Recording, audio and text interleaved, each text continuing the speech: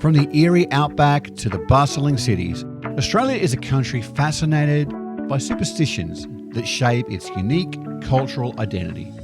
These beliefs have been woven into the fabric of society, influencing the daily lives of Australians in ways you may not even realise. So stick around and I'll let you in on some of the more unique superstitions that we have down under. Can you hear the thunder? Oh, you better run, you better take cover. Oh. Australians can be known to be a fairly superstitious bunch, and these beliefs can have an impact on our decisions and behaviours, especially during significant life events like weddings, births, funerals, and even a game of cricket. The number 87 is known as the Devil's Number by Australian cricketers, with a story dating back to 1929 when Aussie legend Don Bradman was bowled on 87.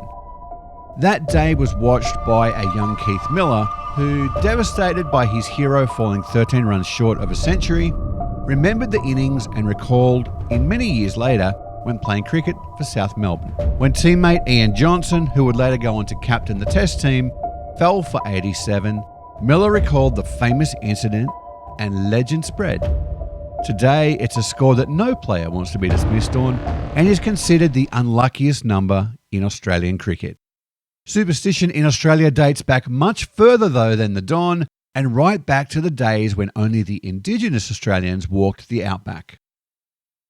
One superstition leads Aboriginal groups to believe that certain animal spirits can cause harm to people. In some parts of the country, the willy wagtail bird is seen as a bad omen and is believed to cause storms and violence which can kill people. Its appearance in other parts of the country is considered a good sign, bringing messages from the spirit world. Now, sticking with birds for a minute, Australians are also very cautious around magpies, especially during nesting season when the birds can swoop aggressively. Flowers are in bloom, but it comes with a cost. It's also swooping season, and one state in particular is bearing the brunt of the magpie onslaught. There's an old belief that if you don't greet a magpie respectfully, you risk being swooped, and possibly cursed with bad luck as well. Many people swear that this works, and apart from the swooping, maggies can be very friendly animals.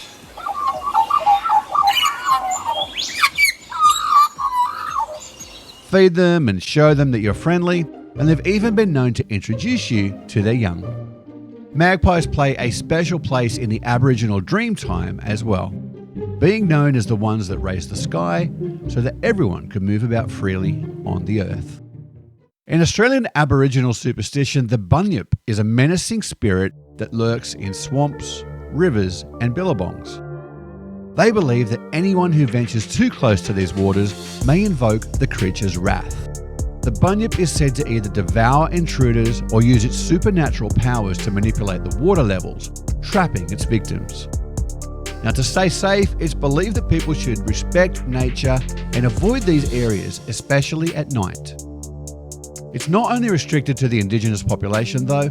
Folklore often depicts the Bunyip as a reclusive creature, rarely seen by humans. Tales of encounters paint it as a frightening and powerful being. Stories of bunyips dragging unwary travellers into the water or causing mischief abound, serving as a cautionary tale for those who venture too close to the water.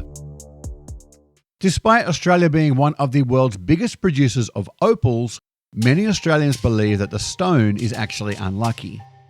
There is a long-standing belief that no one should ever buy an opal for themselves, but rather receive it as a gift. This tradition has been passed down through generations, dating back to European settlers and is still widely observed today. In the 1800s, there was widespread belief that giving someone an opal as a gift would cause harm or even death if they were not born in the month of October, which is associated with the stone. Indigenous Australians believed that these gems held greater purpose than decoration. They held spiritual significance too. Used in ceremonies and rituals, they believed opals symbolised a bridge between the earthly and the divine. Killing a daddy long-legged spider is said to bring bad luck in Australia. These leggy creatures are harmless, and they're even useful, as they eat other pests including the deadly redback spider. Now, some even believe that having daddy long legs around the home brings good fortune. So guys, it's best to leave them be. Here's a tip. Give them a name like Fred or Harry, etc. Let them roam around your house and watch how the insects like mozzies in summer seem to be a little less worrisome. Believe me, it works. In many cultures around the world, including within Australian Aboriginal traditions, whistling at night is seen as a forbidden activity. Aboriginals believe that whistling during the nighttime can attract malicious spirits or shapeshifters, leading to potential harm. Within Aboriginal folklore, nighttime silence holds great importance. It is a time when spirits, both good and evil, are believed to be more active. Whistling disrupts this sacred silence and is seen as a way of unknowingly inviting negative energy or spirits into one's life. The haunting wail of the curlew bird is one of the most famous Aboriginal omens. Its call is said to foretell death or misfortune, reminding those who hear it to take heed of their surroundings and their actions.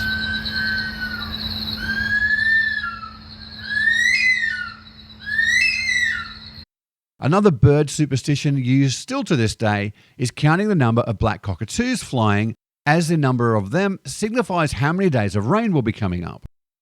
Now, this is one personally that I have heard growing up all the time, and it still resonates with me today.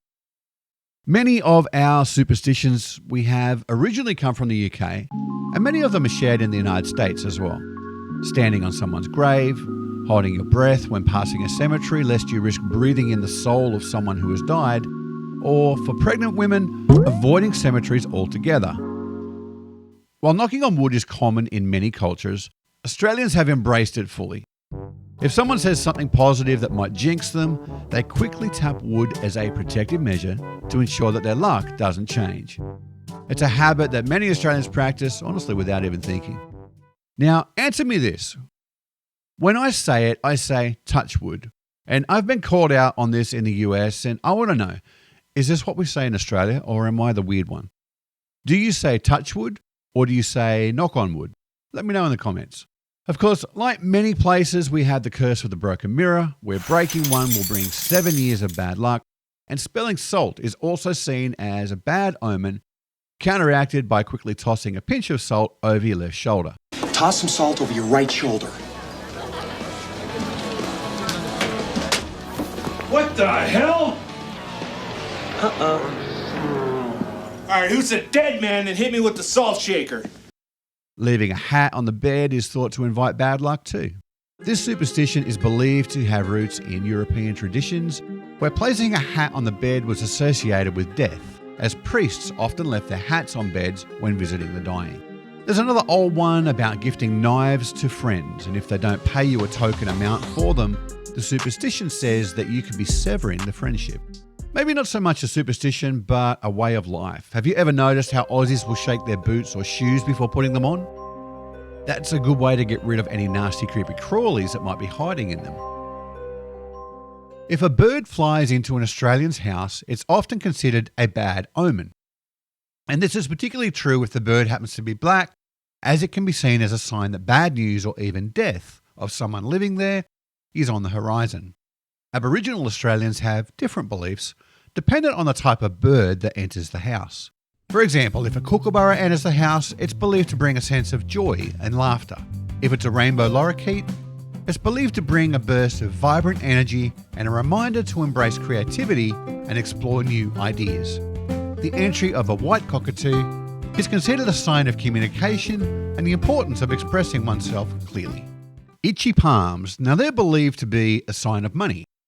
If your right palm itches, it's time to prepare for some money coming in. But beware, if your left palm itches, it means you'll be parting with your hard-earned cash sometime soon. The superstition goes a step further in saying that it's important not to scratch your right palm when itchy, or you will lose your lucky money. Now, I don't know about you, but I've tried to adhere to these rules for many years, and yet I am still yet to win the lotto. Maybe I just have a skin condition.